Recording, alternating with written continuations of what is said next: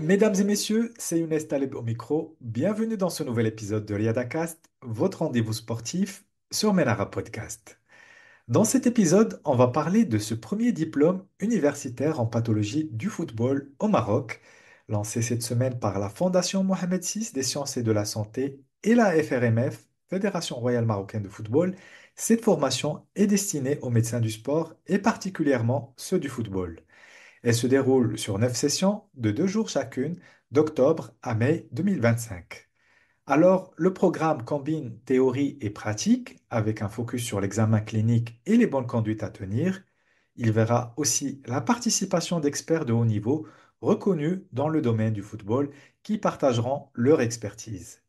Cette initiative va ainsi renforcer la prévention et le traitement des pathologies spécifiques aux footballeurs en vue de préparer les professionnels de santé aux exigences du sport moderne.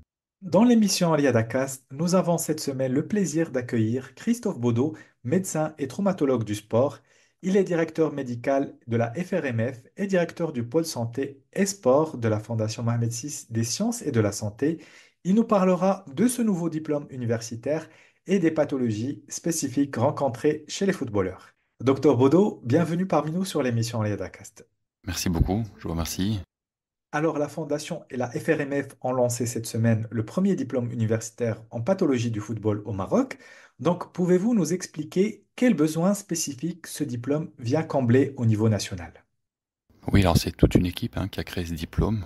Les médecins ont besoin d'échanges, de façon générale, que ce soit dans la médecine du sport, la chirurgie du sport, on a besoin d'échanges. La traumatologie du football est une discipline jeune, ce qui nous oblige, comme toutes les disciplines médicales, à upgrader nos connaissances. Et ce diplôme universitaire est là pour mettre en avant les aspects pratiques de notre métier, de la traumatologie du sport, les meilleures prises en charge, les meilleurs parcours de soins, la meilleure prise en charge, de façon à augmenter la performance globale. Et pour ça, ce diplôme a été créé pour que des intervenants d'autres pays, d'autres championnats, puissent échanger, apporter un point de vue sur leur pratique. Et c'est ce qui fait l'originalité de ce diplôme. C'est pas un cours universitaire comme on pourrait là, ce sont des échanges avec une théorie qui est commune et des aspects de prise en charge pratique qui peuvent être différents selon les clubs et les pays, de façon à avoir une attitude, à avoir une prise en charge qui soit la plus optimale possible. Donc ça répond quand même à une problématique de pratique, parce qu'on a beaucoup de théories dans la médecine du football, mais vous savez, il n'y a pas beaucoup de blessures dans les clubs, et ça permet pour notamment aussi les médecins, les jeunes médecins, de bénéficier de l'expérience de ceux qui pratiquent la médecine et la chirurgie du football depuis très longtemps, de pouvoir apporter leurs bonnes pratiques. En parlant de blessures, quelles sont les plus fréquentes chez les footballeurs et pourquoi surviennent-elles aussi souvent dans ce sport? Alors ça, c'est une problématique qu'on rencontre, les blessures musculaires sont les plus fréquentes, notamment les blessures des muscles arrière de la cuisse, des ischio-jambiers. C'est dans le football moderne la pathologie, je dirais, numéro un, celle qui survient le plus souvent. C'est aujourd'hui pratiquement 20% de l'ensemble des blessures, les blessures des ischio-jambiers. Les blessures musculaires, c'est beaucoup plus, ça représente presque 60-70% de la pathologie. Après, évidemment, on connaît bien la rupture du ligament croisé du genou, c'est une blessure qui est fréquente, mais pas tant que ça. Par contre, lorsqu'elle survient, elle va éloigner le joueur entre 6 et 8 mois des terrains. Et c'est une blessure qui, aujourd'hui, a été médiatisée par les grands noms du football qui en ont été victimes, parce qu'on l'a liée au surmenage.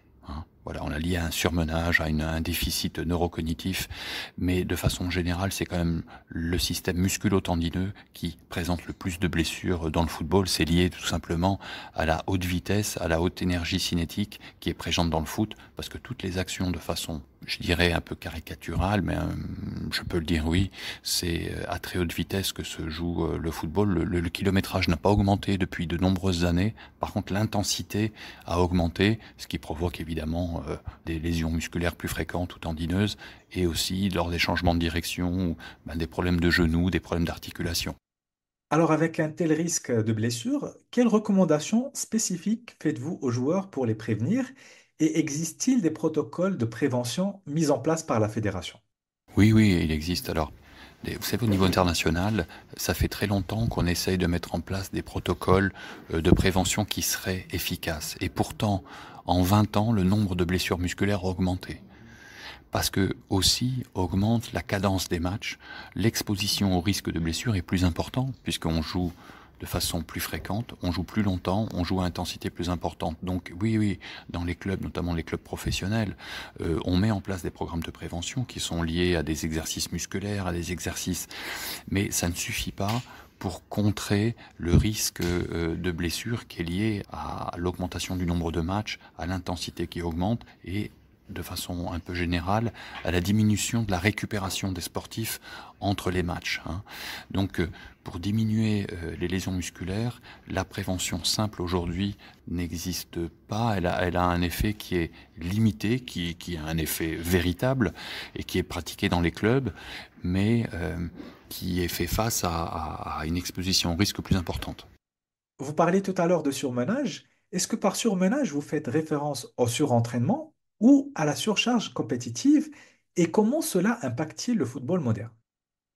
Alors dans le football moderne, oui, oui, c'est le surentraînement en fait, c'est plutôt la surcompétition. Parce que les compétitions au niveau local et au niveau international sont de plus en plus longues et importantes. Sur le football marocain, évidemment, il y a les mêmes enjeux. Les championnats nationaux, les meilleurs clubs veulent jouer les compétitions internationales à l'échelle continentale, à l'échelle aussi de l'équipe nationale. Donc, ce sont des aspects de la pratique du football qui sont à prendre en considération dans le monde entier. Nos meilleurs joueurs doivent faire l'attention, doivent être, les cellules performance doivent faire attention à le nombre optimal que les joueurs peuvent jouer en minimisant les blessures. Ce sera pour les meilleurs joueurs, ce sera un problème qui sera le même au niveau international. Aujourd'hui, on sait comment répondre à la diminution de ce risque. Ça vient aussi d'une bonne coordination, une bonne communication entre le staff médical performance et les staffs techniques. Aujourd'hui, les staffs techniques acceptent très consciemment, très librement, sans problème, un dialogue avec les staffs médicaux de façon à réduire le risque.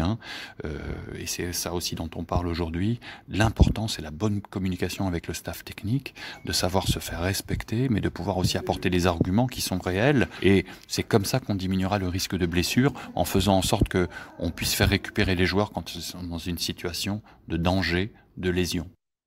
Maintenant, en ce qui concerne la pratique du football chez les jeunes joueurs, quels sont les risques spécifiques auxquels ils sont exposés, notamment pendant la phase de croissance? C'est un sujet qui est très intéressant et on en revient un peu toujours au même, c'est la surutilisation. C'est la surutilisation qui provoque le surmenage des articulations. Pendant la croissance, c'est l'os qui est un peu plus fragile que les tendons parce que l'os a besoin de grandir, les articulations ont besoin de grandir. Quand vous les sollicitez trop, évidemment, et de façon trop fréquente sans récupération, on peut les abîmer, ce qu'on appelle les ostéochondroses de croissance. Mais là, c'est pareil, le sport à l'adolescence, c'est excellent. Il faut faire du sport depuis l'enfance, depuis l'adolescence, mais il ne faut pas passer dans le versant de l'excès. Et l'excès n'est pas le même chez tous les enfants. Alors c'est vrai que ça complique un peu la chose.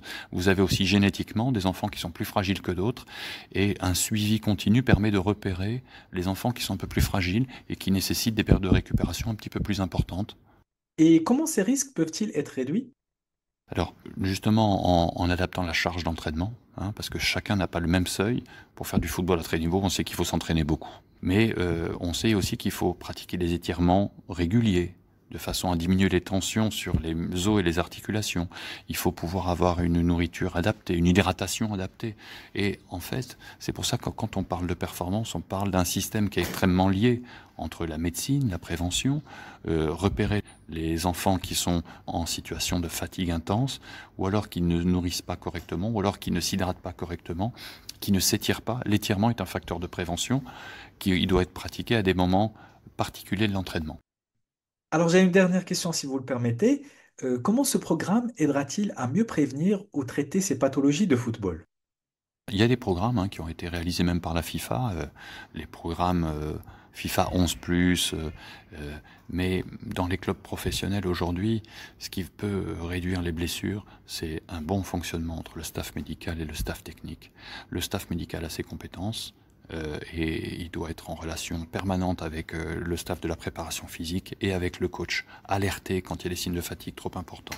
Des recettes de cuisine, ça n'existe pas. Les étirements, on le sait, de créer des entraînements suffisamment intenses pour préparer les ischio-jambiers, pour préparer les muscles, afin que le joueur ne découvre pas la très haute intensité lors des matchs, parce que c'est ce qui crée les blessures. Le préparer à l'atterrissage, le préparer à des sauts pour avoir un bon alignement des membres inférieurs, notamment chez les femmes. On sait que chez les femmes, le risque de blessure de lésion du ligament croisé est 4 à 6 fois supérieur aux hommes.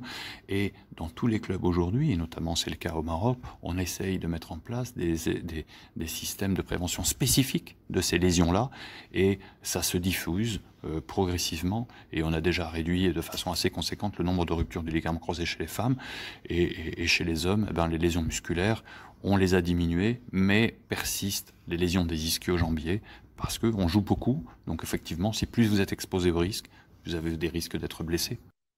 Docteur Christophe Baudot, merci beaucoup pour cet échange très instructif. Merci à vous.